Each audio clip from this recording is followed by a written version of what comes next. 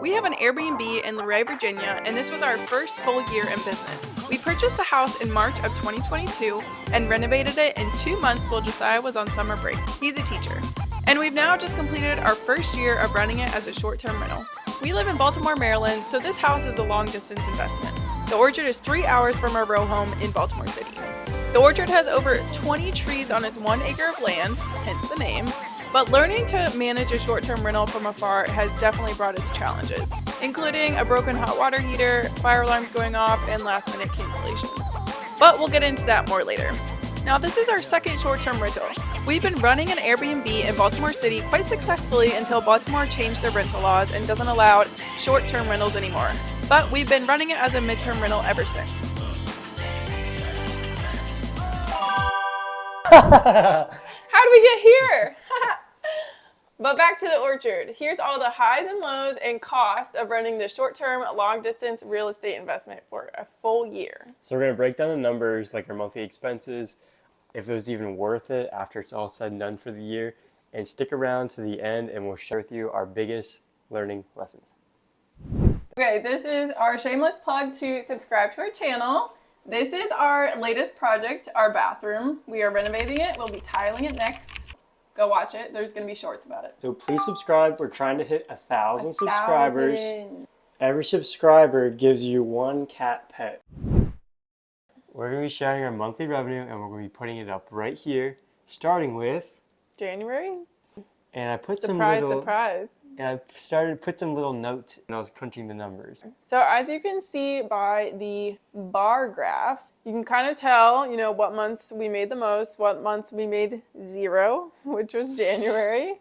And let me tell you, our January in 2024 has already been better than last year. We've had 2 bookings and we've used it ourselves. That's what we're doing right now. We're here right now. We just had our friends here for a ski trip. It's very fun. Okay, so let's talk about our revenue and break it down. January, 0. However, we opened the orchard in September and really got our first booking in October. So it wasn't open that long and then it was going right into winter. January is normally probably the worst month ever for this area. There's not really much going on. We did host 2 influencers. So we paid one, like actual money, and the other one we paid in a free stay. So we had 2 people stay here during that. Yeah, and they marketed the place on their Instagram. I'll put a link to one of them because I think it's really cute. February, we made $897.25. And that was off of just 1 booking. So that was pretty low, and we'll get into our expenses later, but that does not cover our expenses. March, we had 1 booking. It was actually 2, so we made $848.64. We started a booking.com page. Normally we just do all of our bookings on Airbnb and Vrbo, but tell them what happened on booking.com. So booking.com, I set it up and basically the person stayed here for like $0 and it only covered the cleaning fee. So that was a wash. That was very unfortunate. We were trying to like diversify and be on more platforms. Yeah. And I remember the booking was like $200 something and our cleaning fee takes a lot of that up. It's literally $200. So they kind of stayed here by just getting the cleaning fee paid and their 2-night stay was basically free. So somebody got really lucky. They did. But that happens at the beginning. I do remember feeling very bad about it, but stuff like that happens when you're learning, so don't feel bad if you do that. It's okay. And we've never had another booking.com. We have not. So April was like, things were looking up. April was spring break. Someone booked it for a full week, which was amazing, and we made $2,328, and that did cover our expenses and more. So that was our first positive month. I know, that felt good that month. The beginning part of the year was just so... how's it gonna be? Are we like gonna actually make any money? And that month we did it and it was exciting. Yeah. We also started with someone stayed here and the fire alarms were going off. We had an issue with that. So they gave us a 3-star rating, I believe. And it was like right when we started. So that's like honestly tanked us from the beginning and it took us a year to recover. Yeah, and we've gotten like 5 stars from then. We fixed all those problems, but it was a rough start, let me tell you. Okay, going to May, we made $2,036. This was our very first Vrbo stay, which was kind of weird because we were like, are we actually on the platform? True. We kept checking and we just never got any bookings. Still, I'd say over 60% is on Airbnb still. And we had, I think, 5 direct bookings, but 3 of those were friends and family. 2 were people, I think 1 from Instagram, which was fun. And I don't remember the other one. I think it was just random. So We're on 3 platforms basically: direct booking website, Airbnb, Vrbo. We get into June. The summer months. So this is where you Yay. think it's going to get better, and it does. Yay! So talk about it totally did. So in June, we made $4,987. That was a huge win for us. And this summer, the house started running like way smoother. We were getting way less problems going on. I don't think we had any problems during the summer. So that was just feeling good. It was like less stressful. When you first start a house, just remember you're going to have unknown problems because you just bought the house. You don't know the house. You don't know the quirks. So don't give up hope. Things will get better and just work through them. I need to tell myself that. July, our very best month, $7,122. Woo! And this month, I remember looking between June and July, we basically were booked almost like 25 to 26 days straight with like same day turnovers. There was like no gaps in our calendar. We made up for the months that we didn't make money, which we kind of knew that. It's a seasonal area. So we just needed to remember that in the summer, we're going to make up for the bad months. August was good still. August was a little bit lower, but $3,706. Still made a profit. September was good. October, November, those are peak fall months. And since we're close to Shenandoah National Park, people come to go see the leaves. So that's typically, good months. But still, people are in school, so you mostly just get the weekends. I think we got a few that were maybe longer. In October, yeah, but like back to school, usually think of the end of August, beginning of September. Yeah. But we were pretty consistent, like in the 3,000s, September, October. Even November, we were still right at almost 3,000, 2,914. Yep. December, we finished with 2,814, and I think that was off of just 2 bookings, but it was around Christmas and New Year's. Yeah. So the beginning part of December, we couldn't get any bookings in that time, which kind of makes sense. Think about like the consumer, we take vacations at the beginning of December. Yeah. Probably not, unless you get a weekend getaway. So there's some houses I know are booked, but we're going to try to get that this year. Overall, our total revenue for the year, our first year running the Airbnb, was $35,197. Which, okay, to me, seeing that number, I'm like, that's pretty cool that you can make that amount of money on a house. Obviously, expenses are not taken out of that number. But I was like, that's kind of cool, honestly. It's our first year, Ooh, let's talk about our occupancy throughout the year. So this is on average, like what percentage of the days are actually booked? We had 29% occupancy, which is pretty low. So that came out of like 365 days in a year. It was about 105 to 110 days booked. Which, when we bought this house and we were running all the numbers, our lowest occupancy rate that we ran this at was, I think, 50%. So we were way lower than that, which obviously we did not make what we thought we would make here, which is fine. But that's why you always got to be super conservative when you're running your numbers. Also, the economy really affects things. Like, we were running these numbers during COVID when people were traveling to Airbnbs so much and the nightly rates were higher. So just keep that into account when you're running your numbers. Be conservative. That's a great point. Now for the fun stuff, the expenses. So we're going to talk about all of our monthly expenses, including with cleanings on average over the year, and see if it covers our income or not. I hate that you said it that way. Or not. I just want to be clear that they know it's just an average. I already said all that. Okay, let's get into it. So our mortgage and insurance is $1,219 per month. Water, $0 because we have a well, which is great. Electric bill. Average out $296.33. Probably a lot less in spring and fall. Lesser in the summer than in the winter because the mini splits are more efficient when it's cooling rather than heating. The internet is $39.99. That's a 2-year plan, so it's going to go up, but right now we're on a good plan. StayFi is $10 a month. StayFi is how we capture people's emails. You can look it up. It's a great service, and it allows us to send out emails to get people to book direct. And it has worked a little bit. Yeah. Our pest control costs $33.33 a month. We didn't start the year with this, which we ran into some issues. Yeah. So it's like one of those things that we do more in the wintertime, but then in the summertime we don't do as much. So our garbage for this house, we get somebody to pick it up every week, $40 a month. Yep. And then Guesty is our management software where we manage our Airbnbs, and we have 2 houses, so we split it between 2 houses, and it's $33 a month. In the lawn care, this averaged $93.75 a month. Most of it was in the summer months where your grass is growing. We really haven't used our guy much this winter. No, he'll do the driveway, but we haven't needed it yet. So, and then CapEx. So CapEx is capital expenditures. I do this in every video. It means you need to save every month for when something big happens, like you need your roof replaced or your furnace goes out. Some months we only saved $300 this year because we had vacancies, so we didn't save for it. So it really came out to saving $300 a month for the year.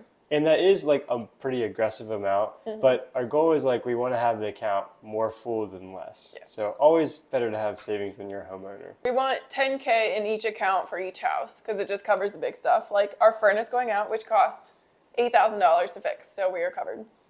The total average per month with cleanings, averaged in, is $2,413 a month. And 20 cents. And 20 cents. So we had 33 cleanings for the whole year at $199 a month, really at $200. So that average for cleaning is $547. Another interesting thing is the taxes and license that we pay to have our short-term rental in Page County.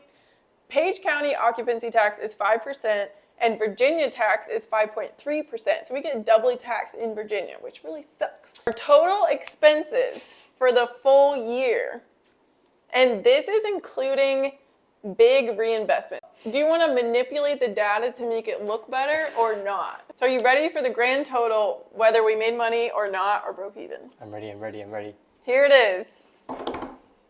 So our total expenses were $28,956, but that does not include the reinvestments we made in this house, which was a water heater and mini splits. Those were the 2 big things we did, which cost a lot of money. And this was our biggest expense that we put in this year. It was our Mr. Cool system. It ran us $6,005. That includes the electrician and all the lines and everything that you see to like actually get it up and running.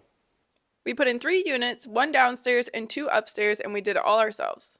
And I'm standing in front of our next big expense of the year, this water heater. This cost $777, and it's an electric water heater, 55 gallons, but it's nice, shiny, new, and it's Wi-Fi. I'm gonna tell you, if we didn't do that stuff, we would have made money. We would have made $6,241. That's kind of manipulating the numbers because we did reinvest into the house because we did add those things. Basically, we broke even. So really, if we're done manipulating the data, we lost $541 with the mini split investment and the water heater investment. So we subtract those 2 numbers. So there it is, people. Sad day. And just another level to make us feel a little bit better, let's go to the principal pay down. So our guests are actually paying down the principal to this house. So what was invested just principal wise was $2,531. So that's pretty cool. One of our biggest tips is to not buy too big of a house unless you know you can make a higher nightly fee, which we really haven't seen with our house. So our cleaning fee just kills us, even though our cleaner is great. Get pest control from the start. Another great tip is that things are going to go wrong. So if something goes wrong while your guest is there, don't be afraid to refund them $25 to $50. It goes a long way when it comes to the review. And something we found out when buying this house is the house type does matter. This is more of a farmhouse setup, but houses like A-frames, domes, yurts, those houses do really well. Design does matter. So when you're designing your short-term rental, make sure that you're putting a lot of thought into the colors, the furniture, and that it really goes and people walk in and it's a wow factor. All right, so after sharing our expenses and revenue and sharing that we basically broke even, you might be thinking to yourself, why are you doing all this? That's a lot of struggle to not even make money. No! Let me tell you why. Because this house has appreciated a good bit and we bought it at a right price. So we bought the house in March of 2022 and we bought it for $221,517. We did have a little bit of seller help, so we had another $4,000+ on top of that, and we put 20% down. So that came out to $45,740. So we did that, and when we bought the house, we bought it under the appraised value, $20K. So even purchasing it, it was already worth more. So that was a great buy. And we bought this during COVID when the housing market was crazy. So I'm pretty proud of that. Yeah, we kind of got lucky with this house. There wasn't like this bidding war, I think, because it was in a more rural town. But we got it at a good price. We didn't have to overpay for it. And our interest rate here, because it's an investment property, our interest rate is a little bit higher than at that time. So it is 5.375. We put $15,000 to get it renovated, furnished, all of that, which is honestly not that much. This house is 1,800 square feet. After we were done all the renovations in the summer, we got it reappraised for $294,000. So just with like the 2 months of work across the summer, I think we made between like $50,000 and $60,000. Forced depreciation. Amazing. Yeah, it was amazing. Yep. Short window of time to get that. Yeah, so then today, we think if we sold this house today, it'd be between $300,000 and $310,000. And our gross revenue, because our loan balance is $172,000 right now, so our gross revenue would be $137,000. That's just gross, so that doesn't include, our down payment and everything, but that's insane. So this is a huge win. All of that saying, even if we sold it, if we were done running this, we didn't want to do it anymore, we'd make money. Okay, another important number to note is the renovation and startup costs for this house. This house is 1,800 square feet. It's quite a big house. And we renovated it and furnished it for $15,624. And we have another video showing how we did that. That includes some appliances, renovating a full bathroom. Yeah, it was a lot. So we worked our butts off for 2 months in the summer, working 12-hour days. So obviously that doesn't count our own labor hours. It would have been crazy. But for us, it was really fun. We had a lot of fun. We made a lot of memories working together and just working towards a goal and reaching it. So let's talk about why we chose this location, Luray, Virginia, instead of where we live, which is Baltimore City, about 3 hours away. The first biggest thing was that Baltimore City changed their laws for short-term rentals like every other city in America, and they don't allow stays less than 90 days. So we have a midterm rental in Baltimore, which does great, but we wanted to try a short-term rental, so we were forced to look elsewhere. And then we landed on Luray, Virginia. One reason we chose there was because of one of the YouTubers we follow, Kai Andrew. He suggests following like this golden triangle method, which you want to have a spot that you choose be located from 3 different points of like attraction. So for us, there's a couple things going for us. We're 17 minutes from one of the entrances to Shenandoah National Park. We're 2 minutes from Luray Caverns, which I think is one of the bigger attractions. And we're also like 30 minutes from Massanutten Ski Resort. So there's some wintertime activities. And among all that, we're located between a lot of wineries and stuff like that in the mountains. Yeah. And another thing we have going for us is our area is about 2 hours from DC and 3 hours from Baltimore. So it's well traveled. A lot of people, 500,000 people go to Luray Caverns. If you've been, let us know. Fun fact. Great. We've been 4 times. Thanks for watching our video. We hope you appreciated our transparency. It's not always fun sharing when you don't make money on a property, but we're happy with the property and we've gotten to enjoy it so much over the last year. This place is just like our little getaway. We've used it with friends, family, church. It's one special spot that we always will have. And our guests really love this place too. You can read our reviews on Airbnb. We have a lot of 5-star reviews now that we worked out all of the beginning kinks. So if you would like to book your stay, you can book it direct. I'll put the link in the description so you can go book it and come and stay at the Orchard. And see for yourself. Bye. What all the people are saying.